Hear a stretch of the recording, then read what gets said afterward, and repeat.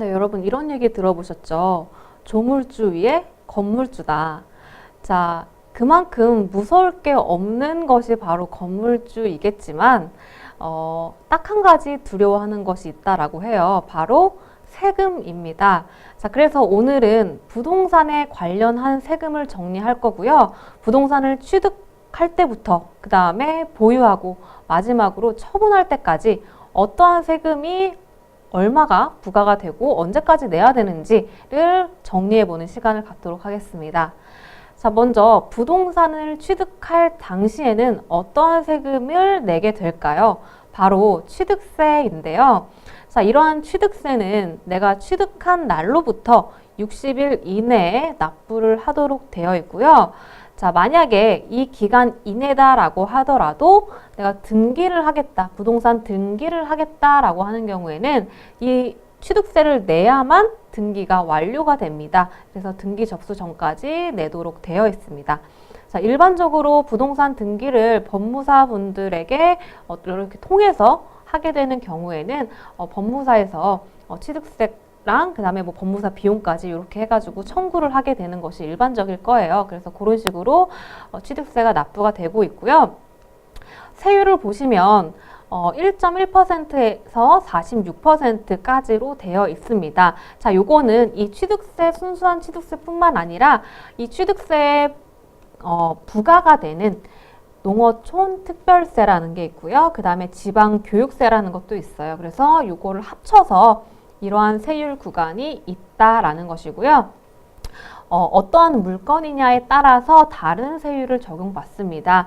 뭐 주택이냐 또는 상가냐 토지냐 등등등 그 물건에 따라서 세율을 적용받고 있다라고 정도만 보시면 되겠습니다. 자, 이게 이제 취득 당시에 내야 되는 세금이었고요. 자, 이렇게 취득한 부동산을 보유하고 있는 중에도 세금을 내야 되는 것이 있습니다. 바로 재산세인데요. 자, 이러한 재산세는 6월 1일 기준으로, 즉 매년 6월 1일 기준으로 부동산을 갖고 있느냐 안 갖고 있느냐 요게 이제 판단이 됩니다. 그래서 요 6월 1일 기준으로 보유하고 있는 부동산에 관해서 내게 되는 것이고요. 1년에 총 2번 납부를 하게 되죠. 7월 달과 9월 달. 자, 그리고 세율을 보시면 0.1%부터 0.4% 이런 식으로 어떠한 물건이냐에 따라서 마찬가지로 부과가 되게 되어 있습니다. 자, 이렇게 재산세를 1년에 2번 내게 되겠고요. 그 다음에 이제 종합부동산세라는 것도 있어요. 그래서 일정 규모 이상 많은 규모의 부동산을 갖고 있는 분들에 해당하는 것이 종합부동산세인데요. 자, 이것도 마찬가지로 6월 1일 기준으로 판단을 합니다. 그 기간 6월 1일 기준으로 판단을 해서 1년에 한 번 12월 달에 납부를 하게 되고요.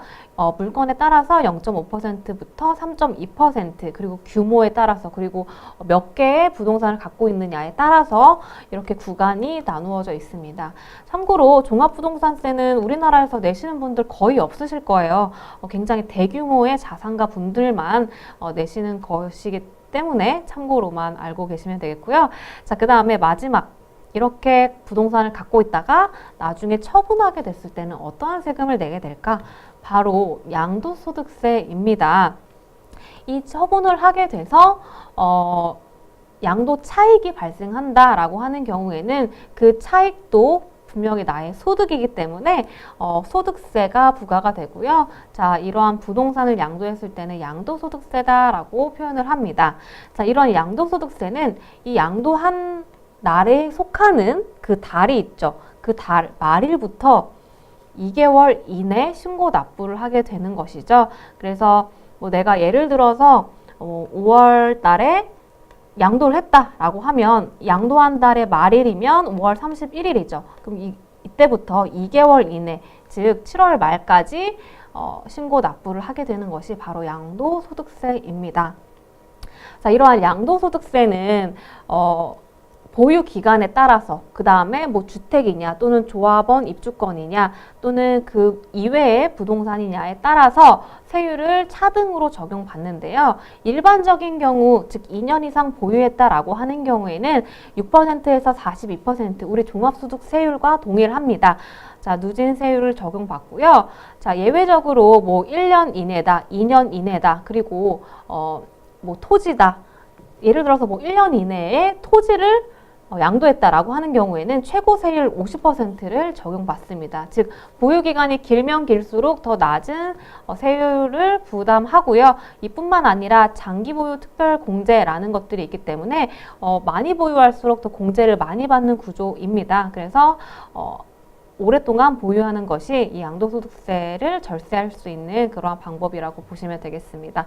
자, 그래서 정리하자면 취득할 때는 취득세, 그 다음 보유할 때는 재산세, 그리고 일부 분들에 한해서는 종합부동산세, 그리고 마지막 처분할 때는 양도소득세 이렇게 세금을 내게 된다라고 정리를 해주시면 되겠고요. 자, 지금 보시는 화면은 지금까지 말했던 그러한 세금들 이외에도 이제 여러 가지 가산되는 세금들이 있는데요. 자, 첫 번째로 국세, 즉 나라에 납부하는 세금은 보유할 때 아까 전에 말씀드렸던 종합부동산세라고 표현을 했는데요. 자, 여기에 이제 붙어 다니는 거, 같이 붙어 다니는 것이 농업촌 특별세라고 보시면 됩니다. 그래서 보유할 때는 이렇게 국세가 부과가 되고요. 그 다음 처분할 때 양도세는 나라에다 납부하는 국세입니다. 그 다음에 이러한 양도소득세에 똑같이 붙어 다니는 애가 있어요. 그래서 양도소득세에 붙어 다니는 애가 바로 지방소득세인데요. 자, 요거는 나라에다 납부하는 것이 아니고 해당하는 시나 구나 군, 즉 지방자치단체에다가 납부를 하게 되어 있습니다. 자, 그리고 만약에 내가 이 부동산을 취득할 때 일반적으로 내가 돈을 주고 취득한 것이 아니고 상속이나 증여에 따라서 내가 취득을 했다라고 하는 경우에는 상속세나 증여세를 납부하게 된다라는 정도만 알고 계시면 되겠고요. 그 다음에 뭐 취득세, 그 다음 재산세 이런 것들은 나라에 납부하는 것이 아니고 지방자치단체에다가 납부를 한다라고 정도만 알고 계시면 되겠습니다. 자, 그리고 참고로 이제 취득세를 계산할 때 굉장히 복잡하거든요. 그래서 이러한 것들은 여러분들이 포털 사이트에 부동산 취득세 계산기라고 검색을 하면 매물 종류, 그 다음에 뭐 거래 종류, 뭐 몇 평 이하냐, 그 다음에 거래 금액에 따라서 취득세가 자동으로 계산되는 계산기가 검색이 됩니다. 그래서 여러분들이 부동산을 취득하실 계획이 있으시면 그 부동산의 순수한 부동산 가액뿐만 아니라 이 취득세까지 고려를 하셔야 되거든요. 그래서 내가 부동산 취득할 계획이 있으신 분들은 이러한 계산기를 이용하시는 것도 좋은 팁이 될 것 같습니다. 자, 이것뿐만 아니라 위텍스라는 이 지방세를 담당하는 그러한 홈페이지인데요. 이 위텍스에서도 지방세를 미리 계산해 볼 수가 있습니다. 그래서 뭐 취득세, 나 이러한 뭐 자동차를 갖고 있다라고 하면 자동차세 등등등 여러 가지 지방세들을 미리 계산해 볼 수 있는 계산기가 있으니까요. 이 부분도 참고하셔서 여러분들 자금 계획 세울 때 조금 더 도움이 되셨으면 좋겠습니다. 자, 수고 많으셨고요. 이번 시간 마치도록 하겠습니다.